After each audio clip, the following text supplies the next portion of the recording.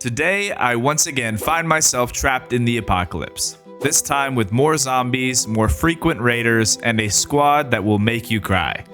No, seriously.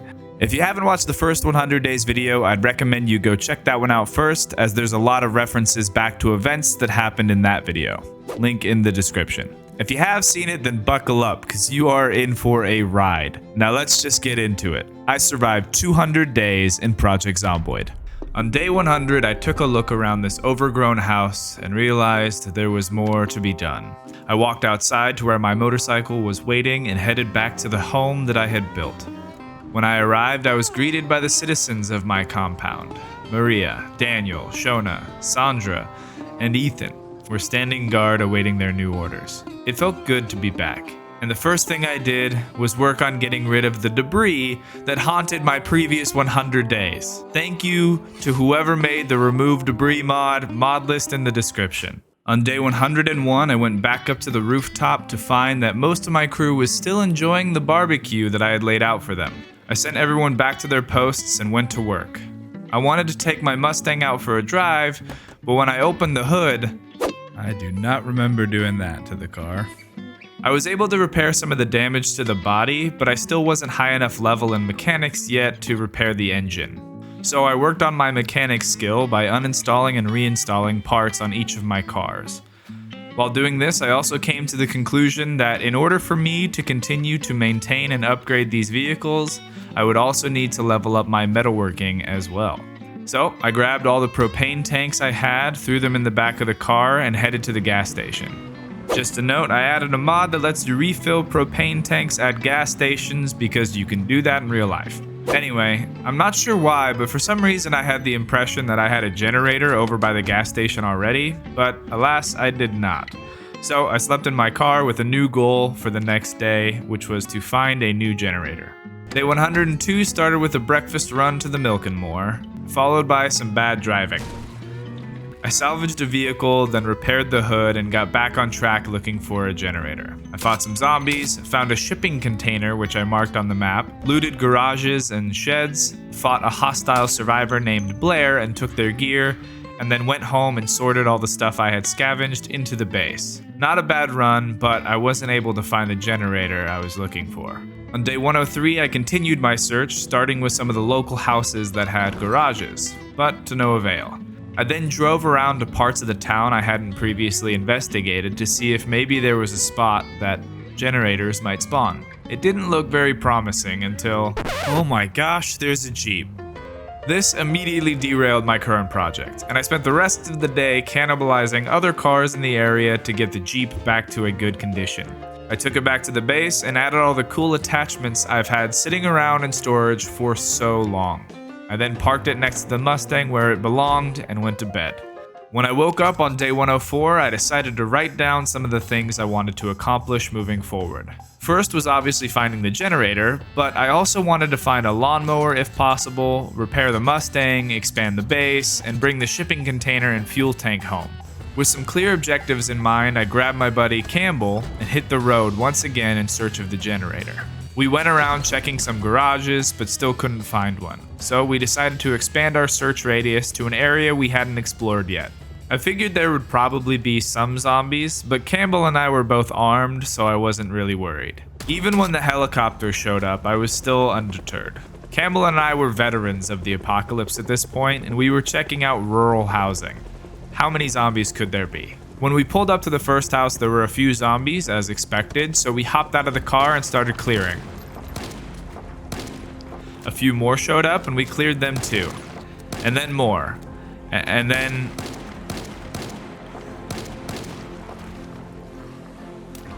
I had to reload, but my shotgun magazines were empty, and my pistol just couldn't clear them. No, Campbell, no! I spent the next several hours fighting wave after wave of zombies, and when the battle finally finished, there were so many bodies on the ground that I couldn't find my friend to bring him home for a proper burial. What's even worse is that the building he died to investigate didn't even have what we were looking for. I slept alone in my car on day 104. I awoke to a thunderstorm on day 105. It felt pretty fitting given what had happened the day before. Despite the danger, I continued to explore the farmhouses alone. I went around checking barns and garages until finally I found what we were looking for. I went home, cooked myself some vegetable stew, did my squats, and then went to bed. On day 106, I marked off that I had found the generator that we were looking for, and then added a new item to the list, which was to find a treadmill. Now knowing I would have a more consistent supply of propane, I decided to salvage some wrecks on the road to make driving around town a little easier. I hooked up the generator, refilled some tanks, salvaged some more cars, and then on my way home I found this beat up old red truck. It had this cool patina look and a wood-lined truck bed, so I decided to hook it up to the Jeep and bring it home as a fun project car for later. On day 107, I woke up nice and early and decided to take out the box truck with the goal of hooking it up to the shipping container to bring it back to our base. When I got to the container, I backed up my truck, but when I went to connect it, nothing. I thought maybe for some reason it only attaches to one side, so I drove back home, grabbed a sledgehammer, drove back, destroyed the fence, backed up to the other side, and still nothing.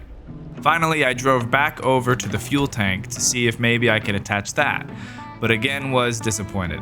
It looked like the plan of taking these things back home was dead, but just out of curiosity, I backed my truck up to a vehicle I knew I could tow, and that's when I realized that my box truck was the problem and couldn't tow anything.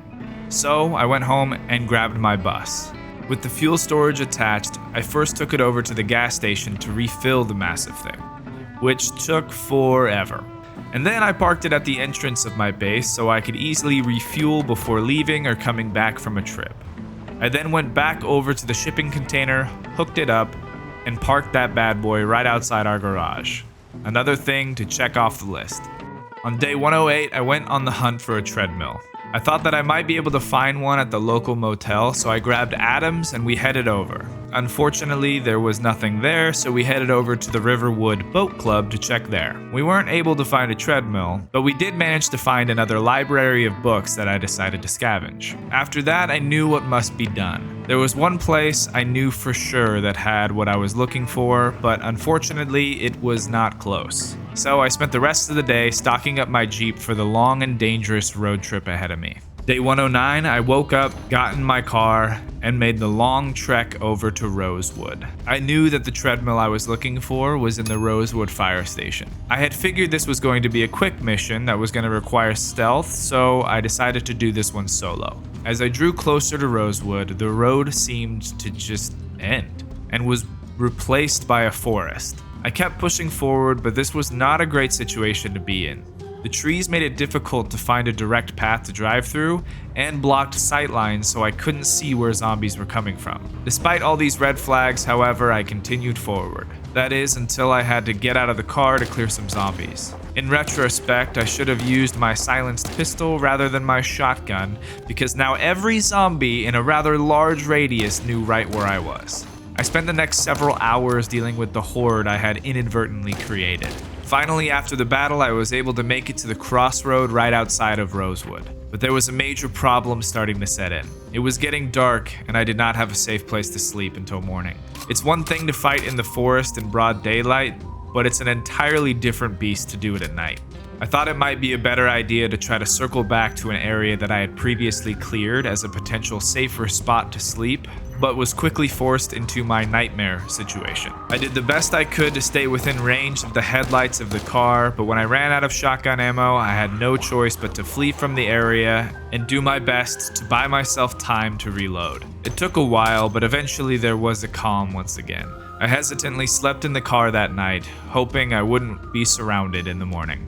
On day 110, I woke up feeling a little sick. Not surprising, due to the fact that I slept parked on a pile of corpses. I drove back to the crossroad and once again did my best to clear the zombies nearby. While doing so, I came to the unfortunate realization that with all the trees and wrecks blocking my path, it was probably better to go scouting on foot first. My plan was to go in quietly and avoid the main street, instead opting to use the side roads in hopes of getting to my destination. I was able to make it to a location that was pretty close to the police station before it started getting dark. I decided I would attempt my break-in when it was light outside the next morning. I found a police car and went to sleep again, hoping for my safety. Day 111, my fears became a reality, and I woke up to zombies knocking on the window of the car. I managed to deal with them quietly with a crowbar, but after that I was unable to go back to sleep. So I sat quietly between two cars, keeping watch while I waited for the sun to rise. A little after 5 o'clock, I started to make my way towards the police station. I started taking zombies out with my crowbar, but when more showed up, I switched to my pistol and used the last of the ammo that I had. After that, I felt I had no choice, so out came the shotgun, and you can probably imagine how that went. It took me a while, but eventually I was able to carve a path through to the police station. Once inside, I had to fight my way to the armory, but once there, I was not disappointed. I looted what I could carry and even found a handy flashlight I could use with my pistol. I felt much better now having resupplied, and after fighting my way out of the building, worked my way over to the Rosewood fire station. At last, I found my treadmill, but the zombies were not going to let me get it without a fight. I had zombies coming in from all sides, and I spent the rest of the evening fighting them off, until I was finally safe enough to go upstairs, grab a bite to eat, and move some furniture around so I could sleep a little more soundly that night. Day 112, I woke up and started looting the fire station. After some time, I came to the realization that if I was going to make it out of here with the treadmill and even half the stuff I wanted, there was only one solution. I was going to have to cut my way out. So I grabbed an axe and started clearing a path that I could drive through. I was lucky enough to find a car in the parking lot that was pretty much ready to go, so I loaded it up with what I wanted and determined that the next few days were going to be pretty labor intensive. As I continued to grab stuff that I wanted to take home, I bumped into a survivor named Elizabeth. This mission had turned out to be quite a bit more involved than I had originally anticipated, so Liz was a welcome sight. After that, we moved the furniture back in place and went to sleep. The first thing that we did on day 113 was get Liz equipped with some better gear. And then we went to work. I would chop trees while Liz would watch my back.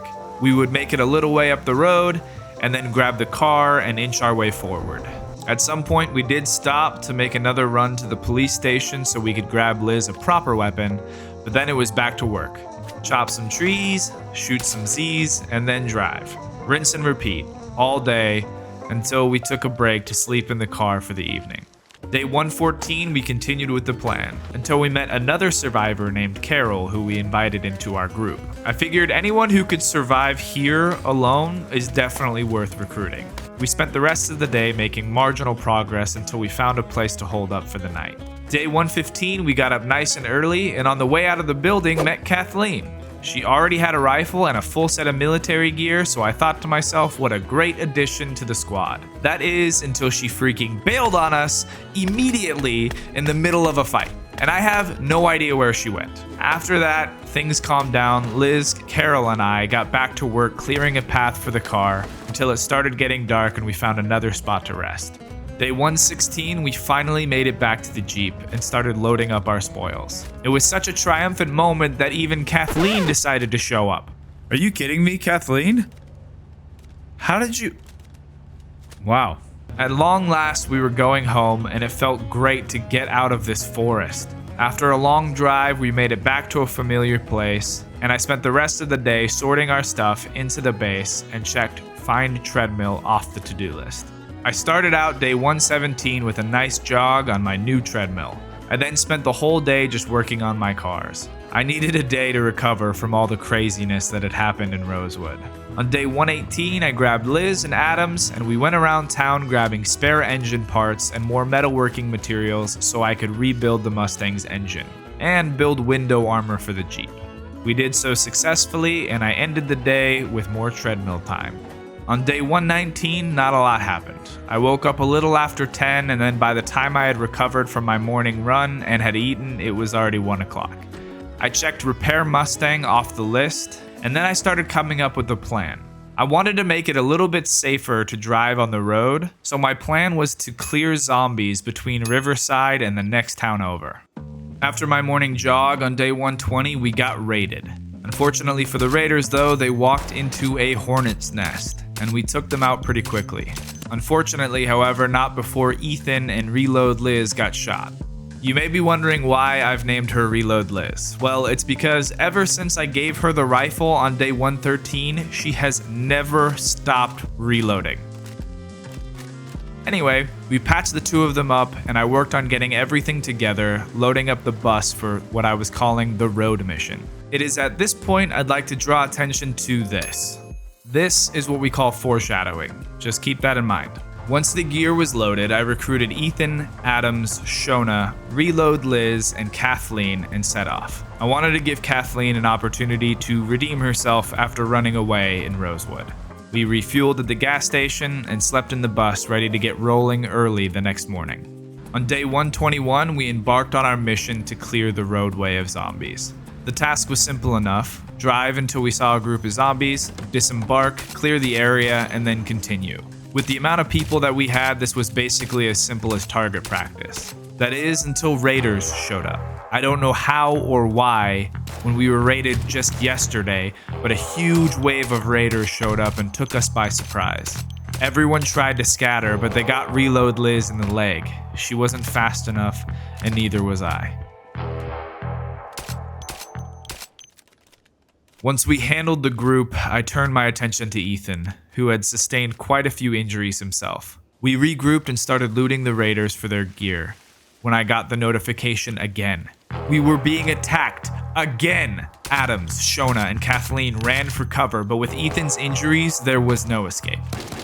I too was injured, shot in the arm, but I didn't even stop to look until I had killed every bandit in sight. It was on day 121 that my war with the Riverside Wraiths began. But I will warn you now, things get a lot worse before they get better. On day 122, I mourned my friends, but I felt the mission needed to continue. We needed an open road if we were to expand our operation. But this time, I would not be caught unaware. I grabbed myself an additional weapon, one that had a longer range so that I could take out wraiths before they got too close. I spent the rest of the day arming myself and putting additional food, ammunition, and tools in the bus so we could continue what we had started. At least that's what I had thought. On day 123, my entire crew was gone. Not just those who had witnessed the events that had happened 2 days ago, but everyone. I guess word got around that we were going to continue the mission, and they lost faith in me. I wish I could say I blame them. As painful as it was to lose everyone, I didn't have time to mope about. More raiders could strike at any moment, and I needed a crew. This time I would do things different. I would keep the crew small and loyal, mainly so my game wouldn't crash again. The first to join was Carrie, followed by Grant, and then at the end of the day, Donald. On day 124, I was grateful for my new recruits, but wasn't ready to rely on them yet. There was something I needed to do first. I got in my car and returned to where we were ambushed just days prior. I found the bodies of my friends so that I could give them a proper burial. I then scavenged the corpses of the wraiths and vowed that I would have my revenge. I then spent the rest of the day clearing zombies off the road, alone. Day 125, I woke up in a random house I had cleared out the night before on the side of the highway.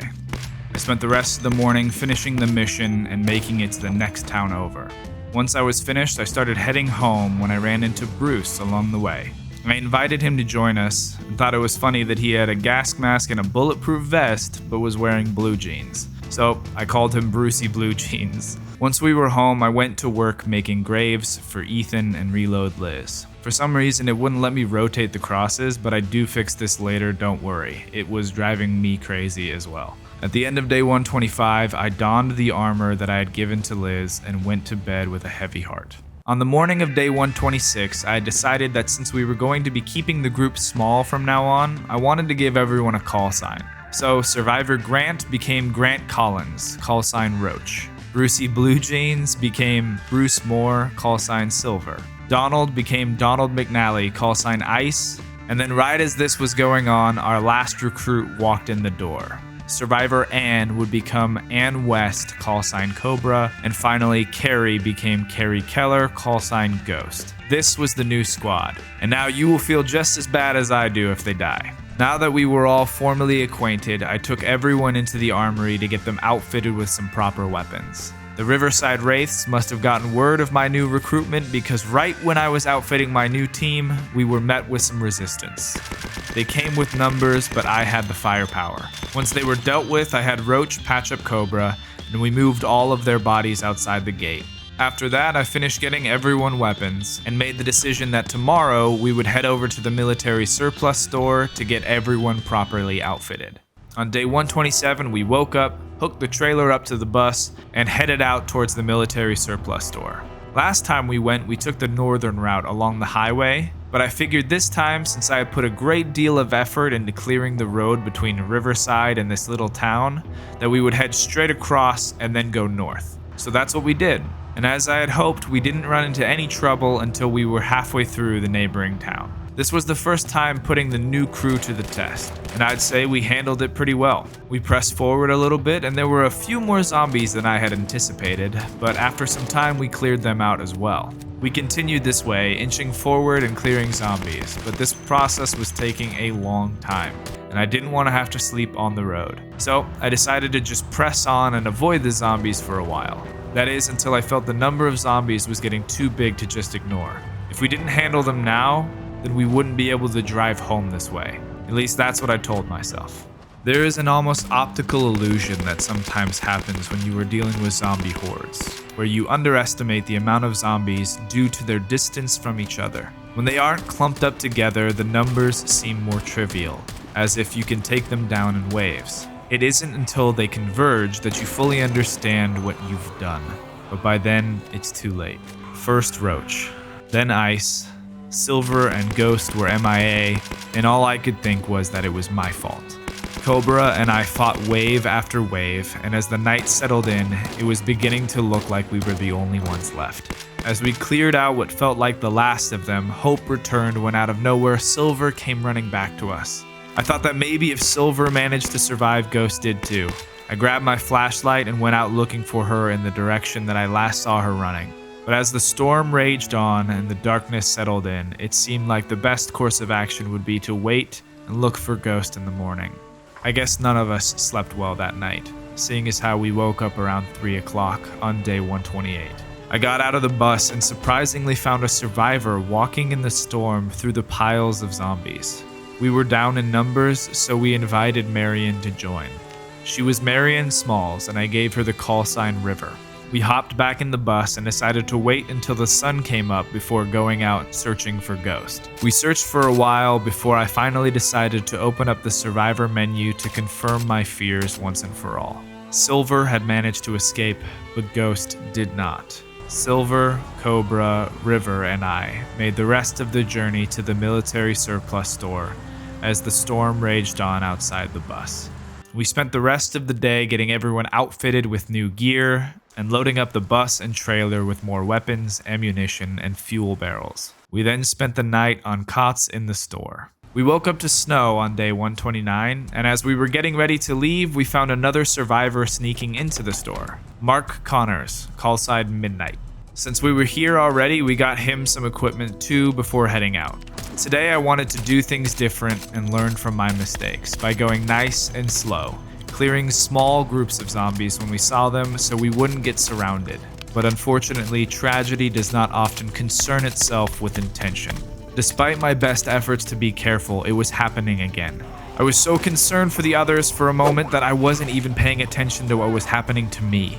I was able to buy Silver, Cobra, and Midnight in an additional second, but it almost cost me my life. I was able to get myself sorted out and circled back around to save Midnight, and then turned my attention to the others running towards where I had last seen them, and that's when I saw Cobra. I don't know how she did it, but Cobra managed to make it out of that insanity. After that, Silver rejoined by my side, then River. Soon Cobra got back in formation and we stood our ground and fought together. And then, in an unbelievable turn of events, the whole crew made it out alive. Cobra, Silver, River, and Midnight. With the most shocking, frankly, being Cobra. After that, I went back and picked up my mask that had been ripped off my face, and then we cleared a nearby house that we could sleep in for the night. On day 130, I had a change of heart. I was just gonna drive through the zombies and not worry about clearing them until we made it back to the bulldozer, a place we had obviously already cleared. I marked the spot on the map and then checked out what kind of condition the bulldozer was in. I think bad would be an understatement here. However, it was not entirely impossible to fix. It would just require a considerable amount of time, effort, and resources to do so, which seemed about par for the course with how everything was going thus far. Since we were pretty close to the little town we frequently stopped by, I figured we could go back to clearing the road, especially since we would want it cleared when we eventually came back for the bulldozer. And we had already done quite a bit of clearing here anyway. So we walked a little ways, and with the range on my rifle, the zombies were easily taken out without even being noticed. I felt pretty good until we spent the next several hours sitting in an open field trying to take zombies out from as far away as I could manage. Thankfully, this worked and we were able to successfully wait out the helicopter event before getting back in the bus and heading for the town. Since it was getting late anyway, we decided to hold up in a local house and happened to bump into another survivor named Colin. He was still wearing his inmate jumpsuit, so we gave Colin Biggs the call sign Cell. We didn't have any additional military gear, so we took Cell across the street to the police station to get him outfitted. With that, our crew was full again, and we slept in town that night. Day 131, we woke up early, hopped in the bus, and headed back to the base. It was so nice to be back, and I was so ready to spend a little time working in the safety of our home. My first project was going to be expanding the garage. I started by connecting my two buildings into one since the space between wasn't really serving any function. I then took out the glass and added an additional garage door. At the end of the night, after my jog on the treadmill, I was about to go to sleep when I heard some trouble outside. River was being shot at by some random hostile survivor through the fence of our base. I took care of the situation, but started to not feel great about our defenses. Day 132, I took the crew out to gather some wood for more construction projects. It was nice to see that the team could work together doing something other than combat. This went on all day, and I finished the day off with another run on the treadmill. Day 133 was a building day. I used the logs to build a new room on the second story of our new combined building, as well as a bridge connecting both buildings on the compound. I then spent the rest of the day furnishing my new bedroom, and at the end of the day felt pretty good about it.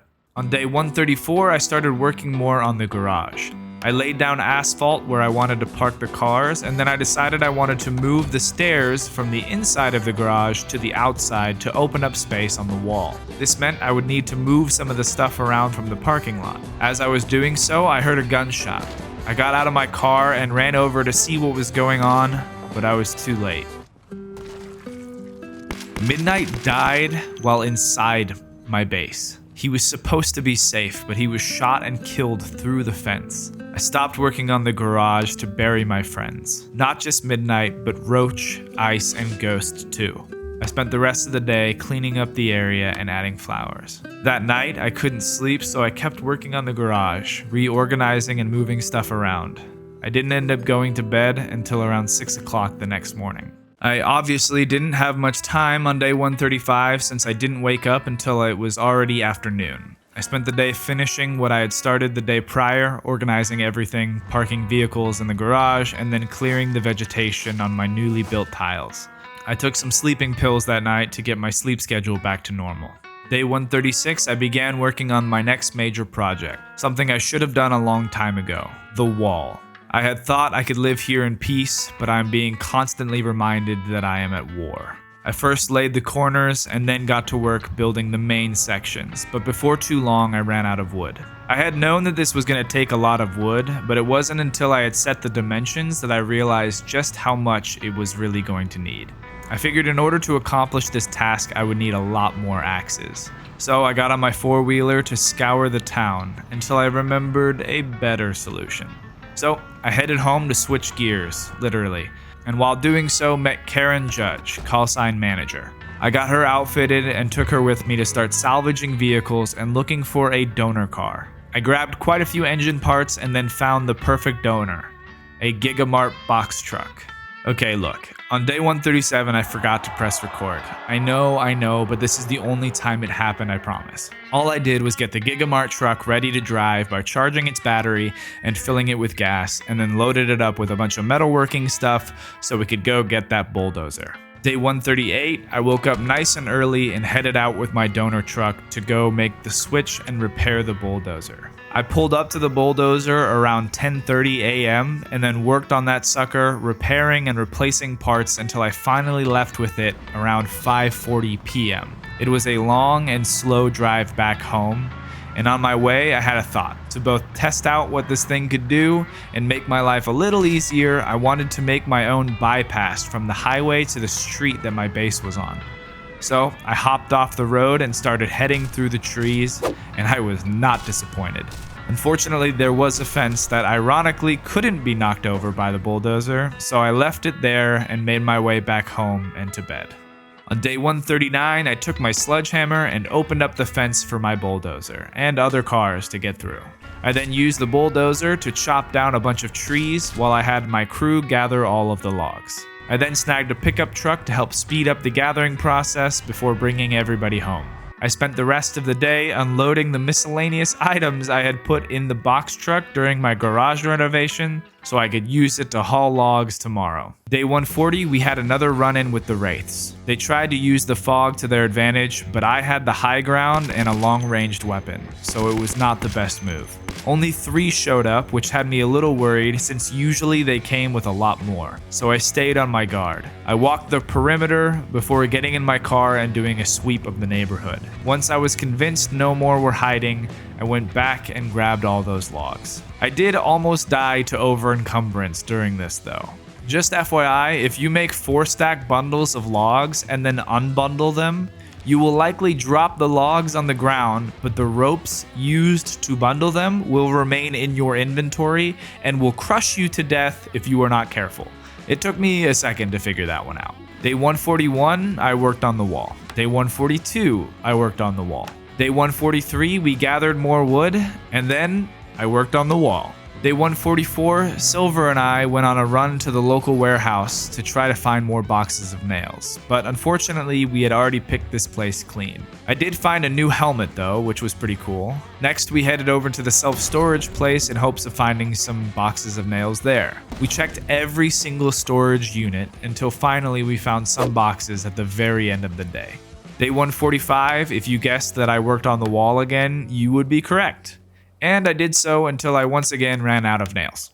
Day 146, I woke up nice and early and was once again on the hunt for nails. I asked Cobra to join me and the 2 of us took the Mustang out and started checking garages around town. While checking out some of the houses south of our base, I noticed that on the other side of the fence, quite a few zombies had accumulated. So I decided to head over there to clear them out. That's when I spotted Survivor Marie in a bit of a rough spot. We already had a full squad, but I didn't want to just leave her here to die, so Marie Fredericks joined the team as Lucky. Cobra, Lucky, and I spent the rest of the day going house to house checking garages, closets, and sheds to try to find more boxes of nails. We slept in the car that night to continue our search in the morning.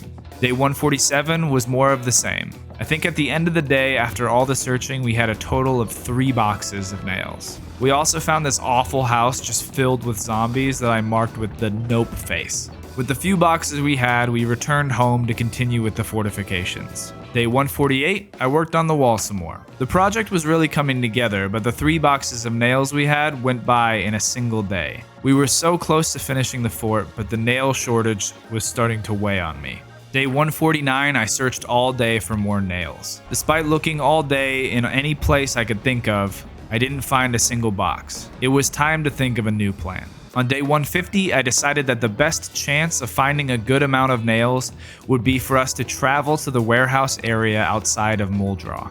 It was going to be dangerous, and I was worried that the roads might be overgrown like what we had seen in Rosewood. So there was really only one conclusion.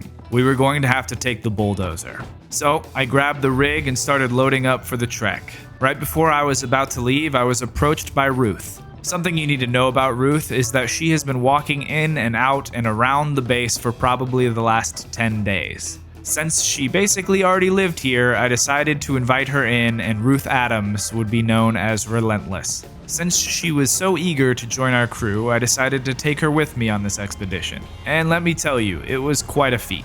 The thing about the bulldozer is that while it is a formidable machine with a lot of utility, it eats through gas and is extremely slow. We had a full tank when we started, and by the time we got just one town over, we were on empty. Since we were going to have to stop and refuel here anyway, I decided we should check out the farming supply store just in case. Unfortunately, no nails, but surprisingly, there was some armor. So I grabbed a new overcoat for myself and some gear for Relentless.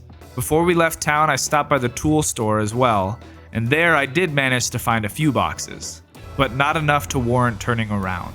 So we pressed forward with the mission, driving a short distance only to get out and refuel again.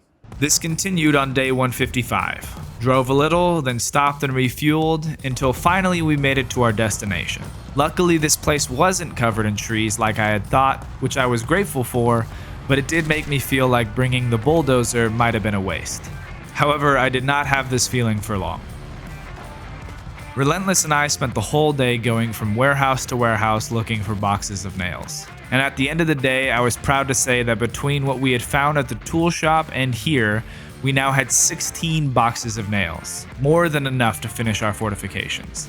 And even more than that, while we were looting, I found an exoskeleton, which would make construction work a lot easier when we got back to the base. On day 152, it was time to make the long trek back home.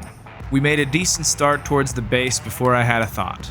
And that thought was that I never wanted to have to drive this bulldozer long distance again. So if I was ever going to clear a path through Rosewood, now would be the time to do it. So Relentless and I made a detour and cleared a drivable path down the main street of Rosewood for any potential future endeavors. Everything went quite smoothly, and we went in and out of Rosewood without much trouble. Everything was fine until our fuel barrel ran out of gas. We only had half a tank left, and in this thing that would not get us very far. I kept checking the map to see how much further until we made it into town. We were so close, but the gas was going so quickly. Finally, right as we passed the threshold of the town, the bulldozer's engine puttered out. I spent the rest of the evening finding a car I could siphon fuel from, and then I drove the bulldozer to a safer location further in town. And then I had to come up with a plan. In order to get enough fuel to get home, I was going to need to find a generator in this place and hook it up to the local gas station. So that's what we did. On day 153, we went around town checking sheds for a generator, and luckily for us, it didn't take long to find one. We took it over to the gas station and plugged it in. We refueled the bulldozer and our large gas can and headed off towards home. As soon as we got home, I didn't waste any time. I got back to work building our fort. We were so close, and now we had all the nails we could need. I spent the rest of the day building the railing for the walls, and I made it all the way around until finally, with just a small section left, we ran out of wood. Oh, so close. On day 154, I woke up and took a second to admire how everything was coming together. It was a lot of work, but I'm super happy with the way that it's turned out thus far. At this point, I had finally come up with a name fitting of our settlement. Moving forward, this place would be known as Fort Matthew. If you hadn't watched the first 100 days, you probably won't get that reference. I took out my truck and got the last bit of wood that I needed to finish the railing along the final wall. With the final piece in place, I felt like we had made real progress against the Riverside Wraiths and any other hostile survivors out there. For the first time in a while, I felt safe enough to take off my armor for a moment and just relax. I cut my hair and trimmed my beard and took another moment to appreciate Fort Matthew. I put my armor back on before going to bed, but I went to sleep on day 154 happy, a feeling that unfortunately was about to change. Day 155 nearly broke me as a person. A perfect storm crafted for my demise. In the morning, two things happened simultaneously. We were being raided, and one of my generators caught on fire. I figured I needed to deal with the hostiles first since they had the ability to shoot, but by the time that happened, the fire was already out of control. My armory and barracks were gone, but I thought I might be able to save the other building if I could keep the fire from crossing the street. I kept running back and forth to the sink to refill the few buckets I had in efforts to keep the fire at bay. all the while forgetting about the bridge I had built on the second floor. My efforts were in vain, and my settlement was gone. The day after I finished building Fort Matthew is the day I lost it. All of my food, all of my supplies, all of my hard work, and what's worse, we lost Manager and Silver with them. That night, I added 2 more of my friends to the graveyard and went to sleep in my car in the burned ruins of what used to be my home. On day 156, I took my remaining crew, Lucky, River, Cell, and Cobra, and we headed out of town. I wasn't going to give up on Fort Matthew, but I no longer had what I needed to rebuild. We had to go somewhere we hadn't looted yet. We had to go to Rosewood. Not wanting to get there in the dark, we decided to spend the night in our little town next door. While we still had a little time left in the day, we went around gathering food and other resources to keep us going. Along the way, we met Tracy Banks and gave her the call sign Omen, hoping that she would bring some good fortune our way. We spent the night in a house nearby. On day 157, we loaded up in the truck and began our journey to Rosewood. On our way out of town, we saw a survivor named Ronald. I didn't have room in the truck for him, and he seemed content enough with where he was at, so we wished him well as we drove past. It was a cold and snowy day when we arrived in Rosewood, and I had not anticipated the zombie resistance we would encounter. I suppose driving down Main Street with a bulldozer earlier drew some attention. We were able to make it back to the fire station, a place I figured should be relatively safe since I had already cleared it out, but I was wrong. We hopped out of the car and formed up to take out the few zombies we saw coming. Unfortunately, the trees hid how many there really were. The moment they broke from the tree line, I had to reload and our formation had faltered. Even now, I don't know why River didn't fight back. She just stood there. Was it because she didn't have any fight left in her? Or was it perhaps to give the others the chance to escape? Either way, I was once again forced to live with the death of a friend. Just as things seemed to be calming down, another even bigger wave came, and we were surrounded. Omen, Lucky, and Cell were all in a rough spot, being closed in on. I tried so hard to save them that I almost got bit myself. Now Cell was gone too. We continued to fight the zombies back and were able to regroup and reload for a brief moment before more were drawn in. Eventually, I found a spot where I could lure the zombies through a choke point, and we were able to finally clear the area. Despite the zombies being dealt with, the work was not yet over. These trees were going to get us killed. We lost Cell and River because we couldn't see or shoot at what was coming, so I grabbed an axe and started chopping down the trees out front. After that, I hooked up the generator that I had brought, and we set up our makeshift barricade again while we slept. On day 158, I figured if we were going to be staying here for a little while, I wanted to at least clear the vegetation in this room. I was still feeling the loss of our friends, so I decided today I was going to do some scouting on my own, starting with the police station so I could grab some more ammunition. While walking through the building, I met Barry Stevens and called him Blackjack. I had planned on scouting alone, but Blackjack was insistent, so I let him tag along. We went to start checking houses and garages for boxes of nails and other equipment, but in the process were harassed by just a ton of zombies and a frustrating amount of foliage. At the end of the day, we were able to find a few boxes of nails and another generator. Day 159, I took the whole crew around town clearing zombies and checking different houses, stores, and other buildings for nails. We were luckily able to find a few more boxes, but not a ton. We ended our day in the local grocery store where we found a bunch of canned food and other goodies and spent the night in the office on the second floor. On day 160, we kept on the move, working our way from house to house, garage to garage, looking for nails and trying to stay alive. We were making good progress, but these dang trees made everything so much more difficult. We had no way of knowing where or how many zombies were around at any given time. We were constantly rolling the dice. We did the best we could, but eventually it just felt like there was no end, and this was a battle we should walk away from. On the way back to the station, we did pick up another survivor, Katrina Reed, call sign Hurricane. She actually helped us out of some sticky situations during the day, so she had already earned her spot. At the end of day 160, we started unloading our spoils into the truck and trailer, and had successfully looted 17 boxes of nails over the last 5 days. Not a bad haul, and should be enough to help us repair what we had lost. On day 161, Cobra, Blackjack, Lucky, Omen, Hurricane, and I disconnected the generator and loaded up for the long, cold drive back to Fort Matthew. I felt bad for everyone sitting in the back of the truck during this awful blizzard. We pulled into the charred remains of what used to be a settlement, and I set everyone to guard inside as I went out to bury Cell and River. It was too cold and windy to do much of anything else, so I went to a neighboring house to sleep through the storm. On day 162, I began the incredibly long and grueling process of breaking down burned walls and replacing them with new ones.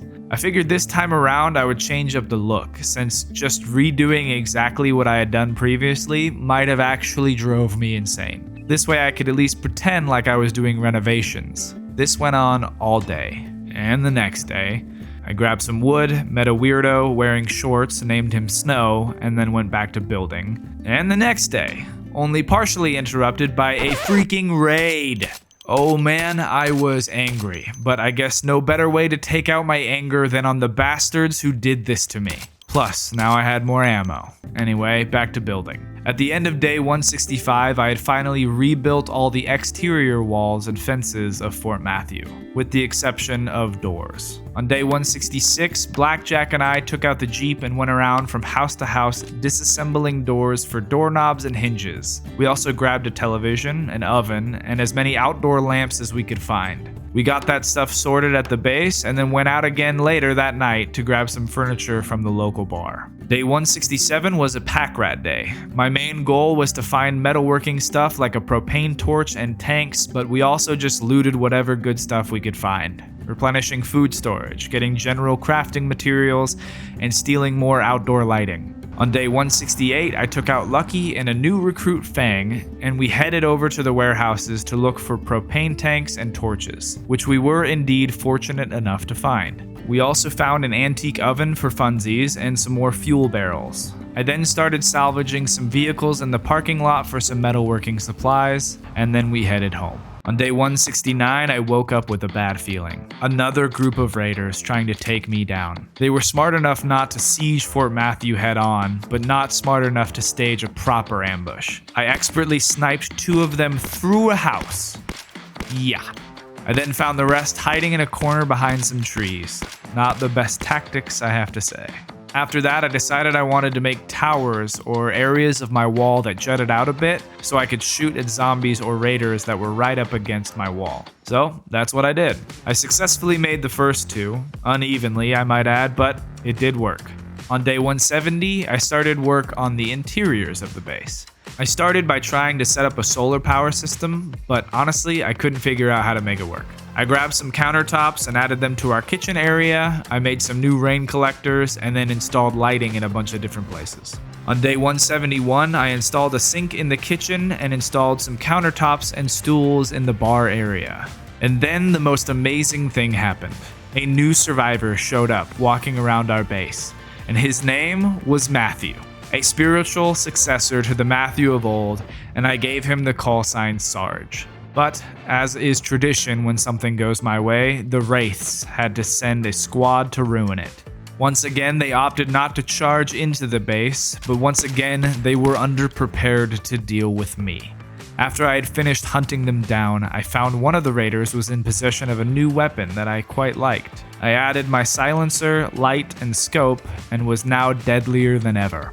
On day 172, Snow, Blackjack, and I went up to the self-storage area to grab some extra generators that I had marked earlier. After that, I added a soda machine to the bar area and then worked on setting up storage around the base, sorting items from the shipping container where I had been dumping everything into their proper places. On day 173, Sarge and I went out on a salvaging run, chopping up old car wrecks to get a good amount of metalworking supplies. We did this most of the day, circling back around to stop by the gas station to refill the propane tanks on the way home. Then I got a familiar notification. I honestly have no idea what I'm doing to constantly be attacked, but that's twice now in 4 days, and they are getting smarter, trying to attack me while I was away from my fort. I had no interest in dealing with them during the evening and out in the open, so I just drove home. The next morning, I went on the hunt for some raiders. After taking out the trash, I worked around the base some more, building storage for weapons, ammo, and gear, as well as storage in the garage for metalworking supplies and tools. I finished the day off by finally making doors for the buildings.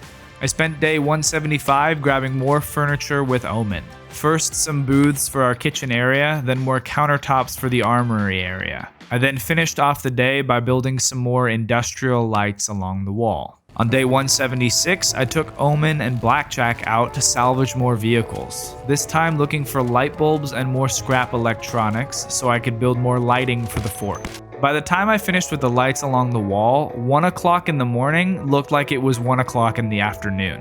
I spent most of day 177 working on my Mustang. I was able to repair it a good amount and even build a new spiky bumper to protect the hood and kill zombies. I had been working on the base for a little while now, so I wanted to take a break for a second and go scouting around a new area. Once I loaded the car up with some supplies, I hopped in and headed off. I stopped for the night in our gas station safe house. Unfortunately, on day 178, my scouting dreams were crushed once I drove down to Muldraugh and realized that it was in the same condition as Rosewood, with trees everywhere. The only difference being that Muldraugh was way more populated. Those two things together made a 10 out of 10 nope sandwich for me, so I promptly turned around. I figured while I was out here, I might as well scout around, but ultimately I didn't really find anything worth noting. On my way back home, I decided to drive around parts of the neighboring town that I hadn't visited yet to see if maybe I had missed a lawnmower or something. Unfortunately, that wasn't the case, but I did see that Ronald was still doing well for himself, which is always nice to see. I drove home, and almost immediately after parking in my garage, I was once again being attacked by raiders. Blackjack decided this time that he wanted in on the action, so he posted up and started sniping them. The two of us worked together for a minute until he got tagged, and I made sure to get him patched up. Once I knew he was safe, I hopped on my four-wheeler and headed over to finish off the invaders. That's when I saw this guy Paul standing up to the raiders, risking his own life to save ours. I dispatched of the last of the raiders and invited Paul Johnson into the crew as shield. Unfortunately, day 179 literally ended up with nothing happening. I was devising a plan to take the bulldozer over to cut a path to the military base through the forest because I found this gas trailer, but when I tried to attach the trailer to the bulldozer, I learned that bulldozers can't pull trailers. So there goes that plan. On day 180, I invited Cobra along for a trip to go get a new car. I had marked on the map this cool red truck that I had wanted, and I figured why not today? So I brought over a bunch of supplies and traded parts with my current black truck to get it working. It took most of the day, but I was pretty pumped about my new ride. On day 181, it was time for some more construction projects, and you know what that means. We needed more wood. So I took the crew out and had them gather logs for the entire day. Did I feel like I was running a prison camp by having all these people gather logs in the snow while I sat in the car? Yes. But was it effective? Also yes. I ended up just sleeping in the car. On day 182, I loaded up all the logs and we headed back to the fort. I then spent most of the day sawing the logs into planks and then constructed another tower on the wall. On day 183, I began work on a proper tower, one that would let me see the whole neighborhood. I decided since the solar panels weren't doing anything to just build over them. By the end of day 183, my main observational guard tower was complete. On day 184, I began working on another new building. This was going to be my medical center. I first laid down the roof so I could see where the road was and then worked on the walls. After that, I took the truck over to the local pharmacy to grab some additional medical supplies as well as some metal cabinets for storage. Towards the end of the day, I added lights to the new building and then spent the rest of the evening removing foliage from my new tower. On day 185, I went on the hunt for a few more things for our medical center, mainly a sign and an examination table. My first thought was to check the school to see if they had a nurse's office, but when I couldn't find one, I decided to take the truck and head to the next town over where I knew there was a doctor's office. I pulled up, grabbed the sign that I wanted, and went inside to find the examination table, but it was too dark to see and I did not bring my flashlight. Plus, I heard zombies knocking, so I decided to come back in the morning when I could see better. I parked my car in a nearby barn and slept in it for the night. On day 186, I returned to the doctor's office, now able to see what I was doing. I looted more medical supplies, medical furniture, said hello to Ronald, and then headed home with my haul. Once I got back, I set up the medical room in a way that I liked, and sorted the medical supplies into the building. On day 187, I decided I wanted to start trying some new things. With the state of Fort Matthew now, we were once again thriving and no longer had to worry about the day-to-day survival anymore. So, I invited Sarge on a fishing trip. I had marked the house earlier that had fishing equipment in it, so we grabbed that and then headed up to the bait shop. On the way there, I may have gotten a little overconfident with my car's front bumper, so I swerved to hit the zombies rather than to avoid them, which was fine until it wasn't. Unfortunately, I didn't have the tools on me to attach a new tire, but the car still seemed to work with 3 wheels well enough to get us home, so I wasn't too worried about it. Sarge and I grabbed some additional gear from the bait shop and then went to work. I first laid down some nets, and then for the first time in my Zomboid career, I went fishing. At first, it was pretty underwhelming. I sat there for hours not catching anything. I switched my bait a few times until finally I caught my first fish, a small sunfish. Now that I knew it worked, I was ready to fish all night. Until... Wait. Oh, please don't. No. No. Not on my fishing trip.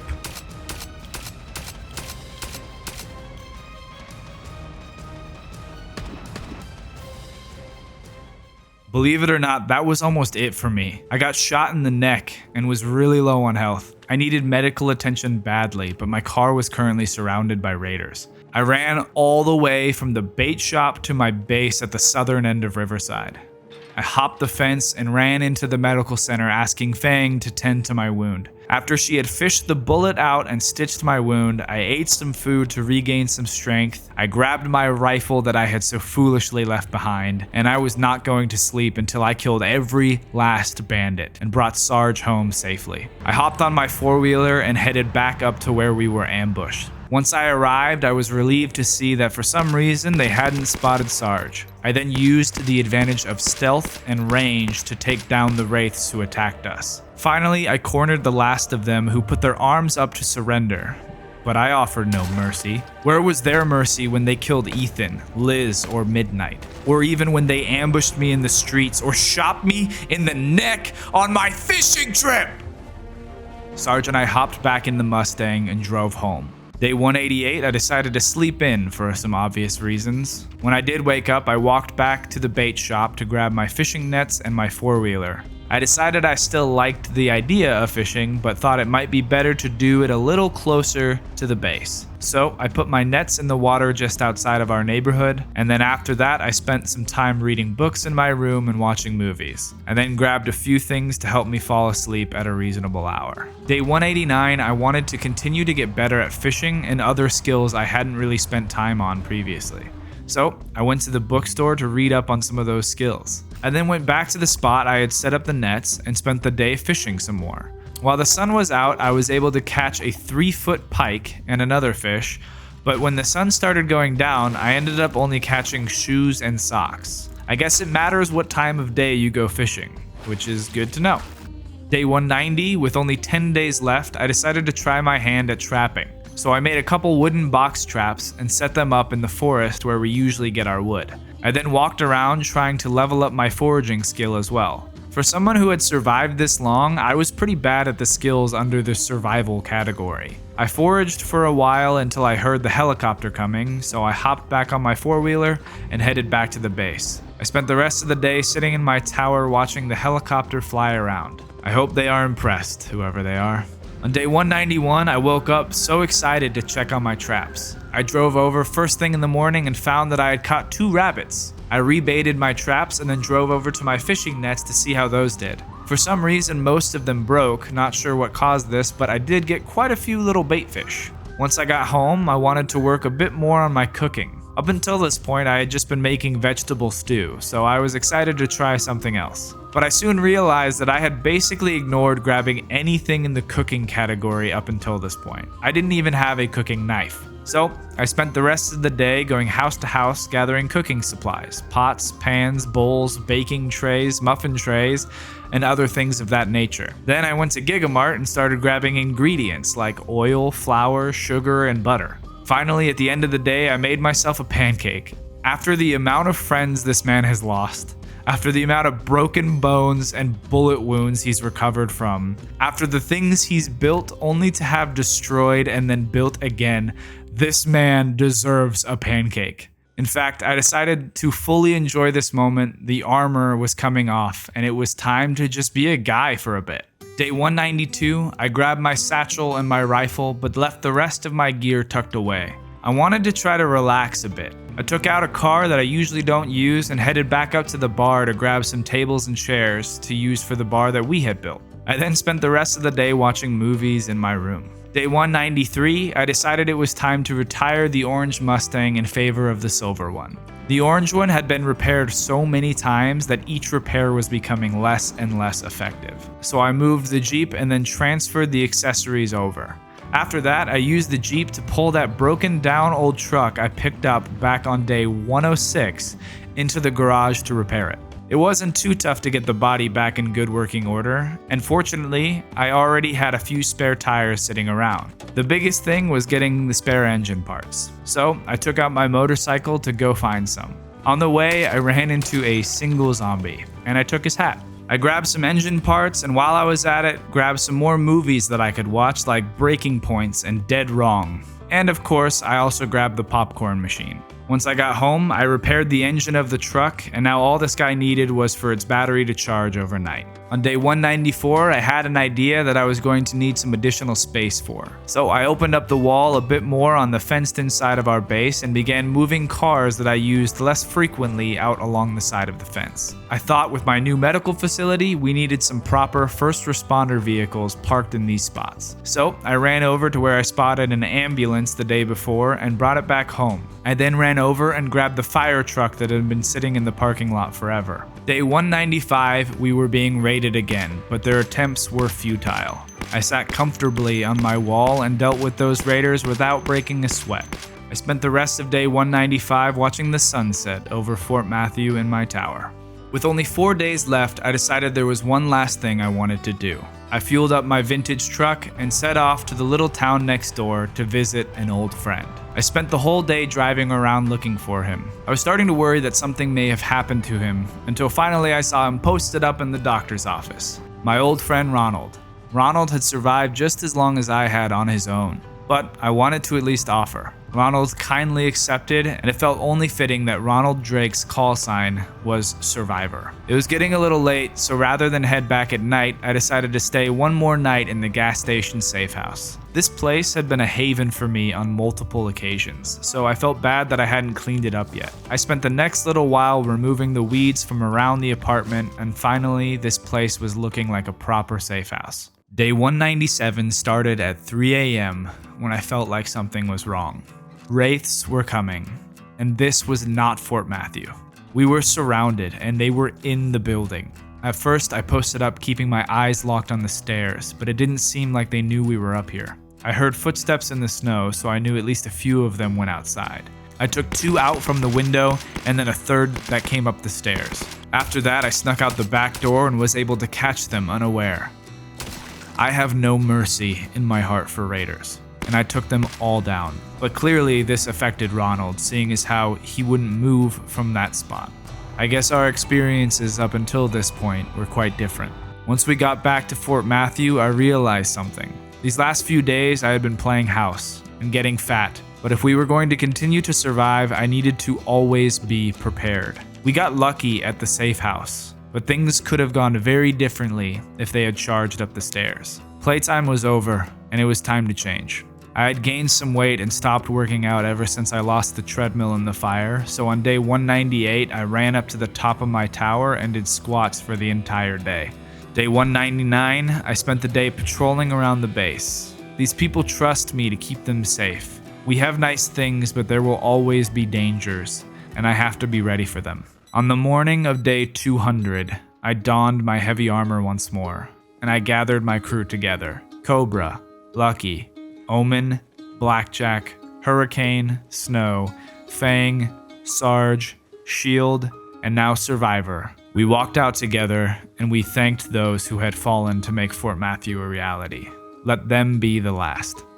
If you made it to this part of the video and you liked it, please drop a like. And let me know which part was your favorite, or which NPC you were rooting for most. If you want to see more stuff like this in the future, consider subscribing to the channel, or even supporting me on Patreon. My hope is to get to the point where I can hire an editor, so I can divide the workload, thereby creating less time between projects. A huge shout out and thank you to all of my wonderful patrons for all that you do, and thank you all for tuning in to 200 Days of Project Zomboid. And we'll catch you next time.